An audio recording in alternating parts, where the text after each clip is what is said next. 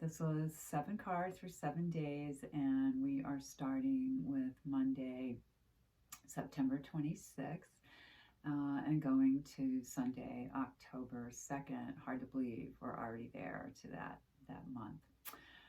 I'm using the Celtic Tarot deck today. I chose this one because I have this feeling that things could be a little bit sharp this week. And you'll see here in a moment that evidently that is true because some sharpish sorts of cards came up. So as always, take what resonates with you here. This is a reading for the general, for the collective, and then just leave behind things that do not resonate for you. And maybe if some things do, you can look to see if you are using the energy that's coming through on any given day in a way that helps you, makes you feel better, or are you indulging a little bit more or struggling more with the shadow side of things. And then at the end, we'll also have another crystal card to give us some inspiration and maybe help soothe some of the energies that might be a little bit more challenging for the week. Mercury has, of course, gone retrograde and will be, let's see, at least for another week or so. And we still have all the other outer planets that are retrograde, so still very much a time of introspection. All right, so for Monday, the 26th, we got the Ace of Discs, and that's a great start to the week. I love that it's earthy, even though, of course, the moon has moved from Virgo into Libra now. This is a nice, solid start, an encouragement to care for the body. Perhaps a gift coming in. So, I mean, the colors in this thing are beautiful. And, it's hard to appreciate. Maybe I'll bring it a little closer. This deck because there's such beautiful, subtle artwork with all the Celtic knots and various designs incorporated into each card. So for me, it has this great feeling of an energy that is concentrated and ready to open up and expand, and you have that beautiful disc at the center, so again, very earthy, and then the heart color of the wonderful green that radiates from all around it. So nice Monday. And when we get to Tuesday, we get another ace. So here's another gift. This one, of course, is the sword. So now, we move into that sharper energy. But this can be great insight, a new way of seeing a situation, a new way of thinking about a plan you have. Maybe if you've been waiting for insight on a situation, this comes up and says, oh, okay, now I understand this better. Maybe nothing has really changed except your ability to shift your focus and see that energy in a different way. So first day, Monday, with the earth energy. Second day, Tuesday, with the sky energy. The first physical, and then here, mental. The tough day, I think, well, I can see from the cards clearly, is Wednesday. And you get the Three of Swords here, and it makes the design. It's a nice shape in a way, but oh my goodness, so pointy, right? And this is the traditional card of heartbreak, of feeling abandoned. People aren't there to support you. It's a 3 also, so that relates to creativity, potentially artistic projects. 3 is also the family unit, the father, mother, child, which of course is often where we have that abandonment fear first imprinted on us. So that would be the shadow side. The positive side would be healing that and seeing that as an opportunity to say, I can't be abandoned. I've been thinking about this the last month or so. how can I be abandoned when I am part of spirit? Spirit never abandons. Therefore, you can never really be abandoned. So it's an illusion, and I think that's why we see this one as swords, because it's in the mind. It's a mental construct. I mean, it can come obviously from real experience, but it's that place where we can't tell time anymore. The brain gets stuck on something that happened perhaps lifetimes ago, perhaps, in infancy or childhood in this lifetime. But now we maybe know better.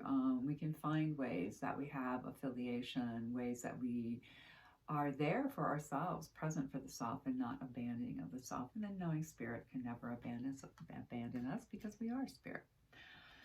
When we get to Thursday, energy changed quite a bit. It's still a masculine energy with the wands. So we've had a couple of days of swords preceding this, and now we get to two of wands.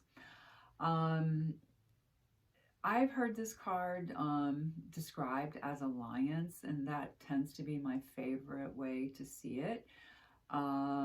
In the Aleister Crowley deck, he labels this card Dominion, and you see these sacred objects sort of clashing, sort of crossing one another.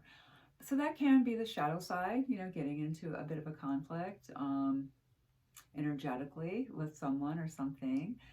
Or you can take that on the positive side too and say, how can I align myself with this situation? Again, I'll bring it in a little bit closer so you can see the lovely pattern work on the borders and in the background of this. So that would be, of course, my encouragement. Where can you be in alliance? Maybe with yourself, maybe with a part of yourself that you've been arguing with or something, or perhaps within a situation, an outer situation, or, another person. When we get to Friday, we have the 10 of Swords, so back to our sharpish energies. I have one friend who I just love to see her, do cards with her. She was so intuitive and bright about it, and she really hated this card and, sort of manipulated a little bit to try to avoid it. And it used to kind of scare me too, I'll be honest. It absolutely doesn't anymore because I feel it, I experience it as the end of a situation. The energy that was pushing that perhaps belief, I mean, it is a mental card again, the swords here. It's just time has come. Everything has to have its season. Everything, the wheel turns. The old decays, the new is reborn. The old feeds that new birth or rebirth. So I very much feel that it relates to that. So it's interesting that it came up on a Friday, traditional end of the work week for people. Might not be yours, but we often do think of it that way. So what is ending energetically this week? What can we say? All right, I've moved up on the spiral on this one. I've learned something, and I can let it go and move on to something else. That's a really good way to take it. If you're going on the shadow side, it might be more like grieving over something, and that's totally natural too. The main thing is to not let yourself stay stuck and know that rebirth always follows. For next Saturday, we have one of the softest energies in this week's spread. So here I'm going to bring it again a little bit closer so you can maybe appreciate the artwork more. And I love those beautiful sort of lilac, purple tones in there with the blue and so forth. And Three of Cups is harmony, creativity, communion, people getting along in a group. Often it's associated with women. It is a water element, so a feminine element. At least, and can be celebration, getting together with friends. So what a wonderful gift to look forward to for next Saturday. If we go back to thinking about the shadow side here, it could be, all right, you need to create some harmony. You need to mend some relationships. I also think of like the three graces, things like that. How can you get things harmonized and flowing well between yourself and others, or just, internally too? Maybe back to working on a creative project.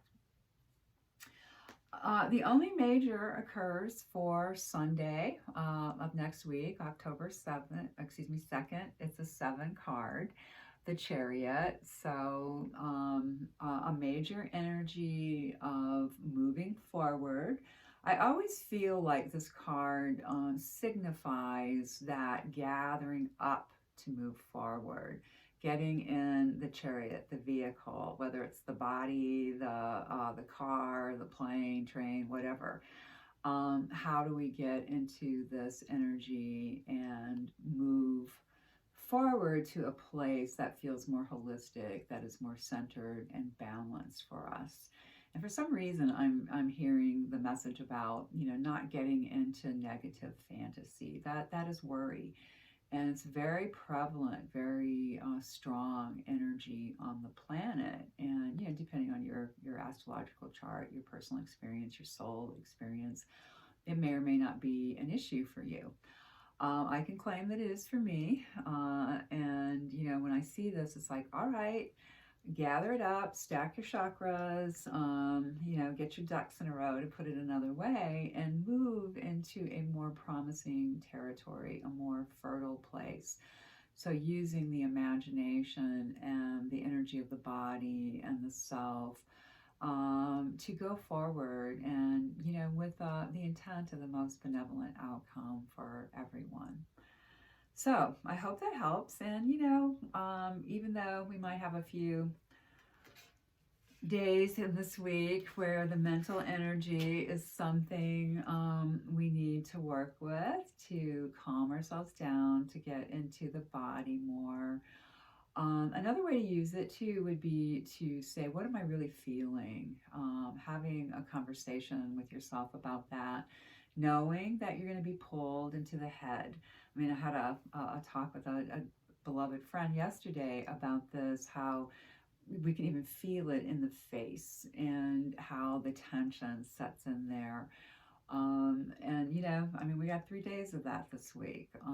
So how do we work with that? And I really feel like that energy comes in through the crown chakra, through the third eye, through the throat, down to the heart. It also comes up through the root chakra, into the sacral, and then to the solar plexus, and into the heart. So you've got the energy coming up and the energy coming down, and that meets in that beautiful central place that is what this new consciousness is about, moving us more into unity consciousness, moving us more into celebrating ourselves and one another, and having gentleness in what we do, in caring for one another, so forth. So big changes in that way. For our crystal card this week, rubellite came up, and again, I'll give you a visual on that. There's a little description that I'll share here at the bottom too. So it stands for passion and purpose, and says your enthusiasm gives you energy and motivation to work on a meaningful project that's dear to your heart. I love that. And for me, that also feeds back into that idea that if we are using our imaginations, let's use them in a positive, creative way, and not use them in a way that is more self-destructive, just negative fantasy. And that's really what worry is, and anxiety, that's always taking us out of the moment and pushing us into a future that may or may not happen. and is more likely to happen in a troublesome way if we are feeding it worry, anxiety. So I hope that helps. I hope that gives you a little bit of a sneak peek into some of the energies that might come up this week. And I always encourage you to find the self love, the self compassion, the creativity, the harmony of the week. And if there are tough moments, lessons, to give yourself compassion for those. We're all doing the best that we can at any given time. So I will see you next week again. In the meantime, please consider liking, sharing, subscribing. And if you are interested in a personal reading, you can contact me at tarotwithtanya@gmail.com. My website's listed here at the end and below in the description box. Have a beautiful week, everybody.